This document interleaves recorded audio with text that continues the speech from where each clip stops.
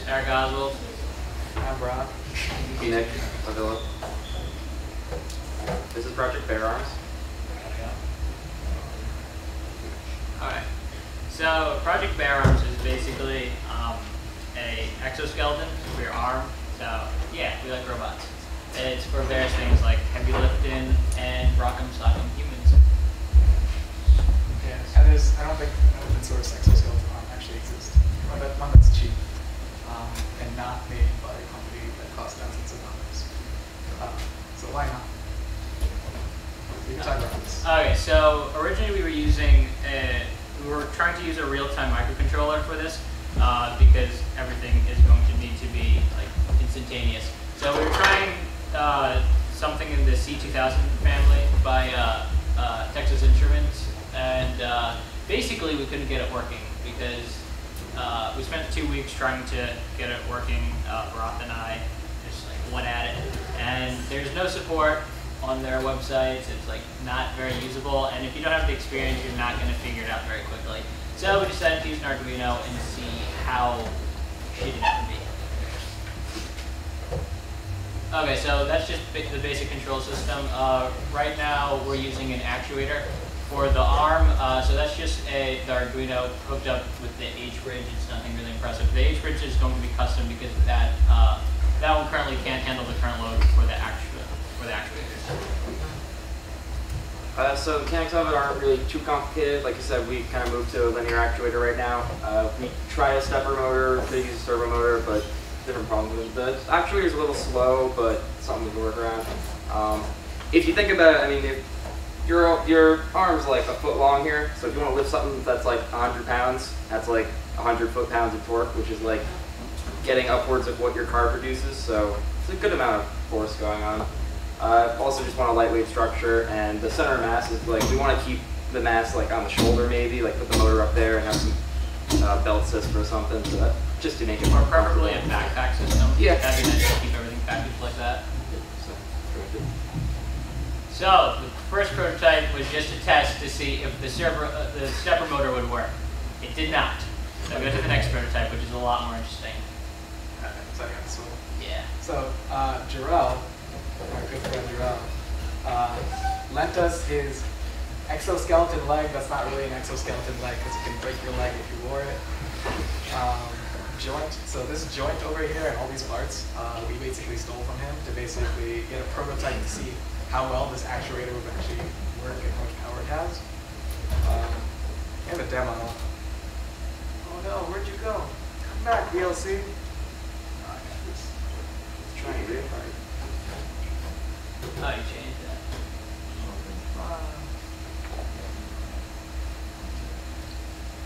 So this is cool. I should probably explain it. So we're gonna flip a chair.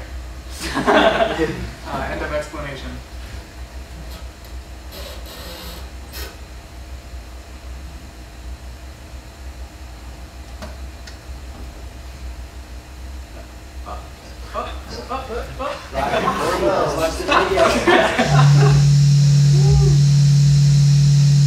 Where did the sound come from? I did nothing.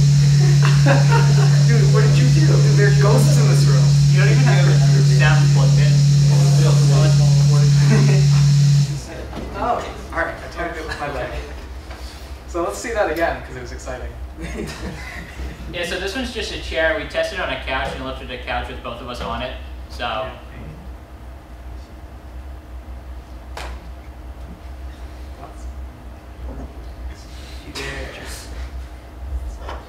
Yeah, science. Alright, and then with the help of Tim and Jarrell, Tim, raise your hand. I learned CAD and made these models last night. I got them 3D printed at the Tech Valley Center for Gravity. Everyone should visit because it's actually pretty awesome. We're going to arrange another hackathon soon, so we're probably going to run a poll to see when everyone would like to do one, but we're going to have one this semester like we had over the summer, in case anyone was at that. And then here's the joint. Those pegs that you see were supposed to be the caps that went inside here, but the printer didn't like to make prints so it didn't print those. But it printed these, which came out much nicer than expected. So this is just like the joint of the initial prototype. Actually came out really nice. I'm happy. I like CAD. CAD is awesome. Everyone should like CAD. CAD go. To-do list. So finish out and flesh out this prototype. And see if we can get some faster equipment, because you saw the speed of that thing. We tried making a GIF to make it go really fast again and again. I don't know how to make GIFs. I don't know how the kids do it these days. There's websites for it, Tom. I don't know, man. I'm like 50. Okay. Thanks to the usual suspects, Andrew, Tim, and the Tech Valley Center of Gravity. Everyone should visit. It's like near Shalom. It's near Blitman. Near campus. Questions? Paul? Anyone? How are you gonna like know when someone's trying to whip their arms? Okay, yeah, that's something we were kind of stuck on. But for the prototypes, we're just thinking about having buttons, so that'd be easy enough. Yeah. You could totally have like sensors in the biceps to detect if they're contracting. So we Well, totally you have to that. go against the force of the actuator in order to actually start moving. That's the problem you run into. And also the sensors that exist for that. Well, if you think about it, if you're trying to like lift something, it has to be on the actuator. It can't be on your arm. So if you can move your arm in the exoskeleton, it's kind of pointless. you have to lift that weight first, and then the actuator takes over. So if it's holding a 100-pound weight, it's doing a lot of work to do that, and you would have to work against it to tell it to do something different. But you're still, it doesn't take that much effort to flex your bicep. Well, Well, no, that- that's what would be. It would be good if we could do that. If we could sense that over. The sensors for that are pretty sure. Yeah. Yeah. What about haptic feedback? What? Dude, Dion, I'm gonna put haptic feedback literally everywhere. Like it's just gonna vibrate randomly. Like that's one thing that's needed, just to know it's there. You can't feel how heavy it is. Yeah. Are these gonna? Is this gonna have like a hook on the end of it, or? Yeah, that's something we're considering. Yeah.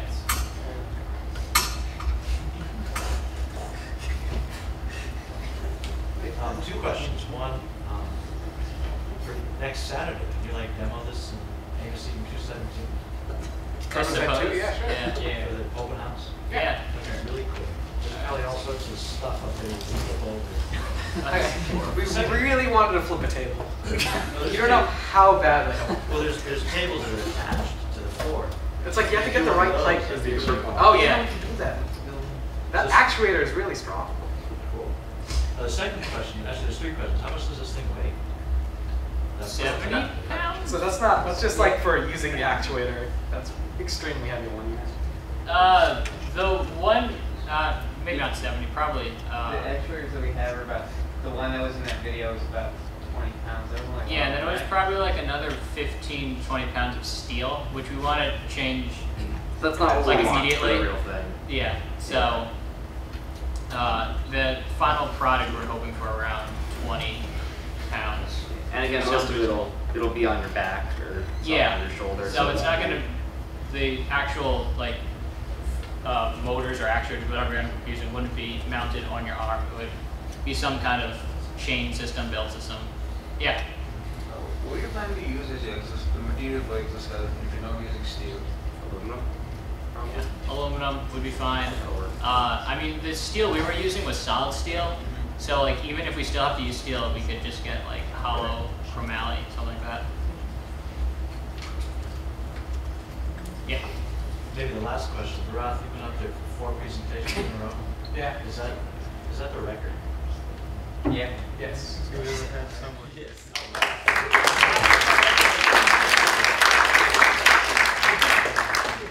Breaking the previous record, held also by Barath.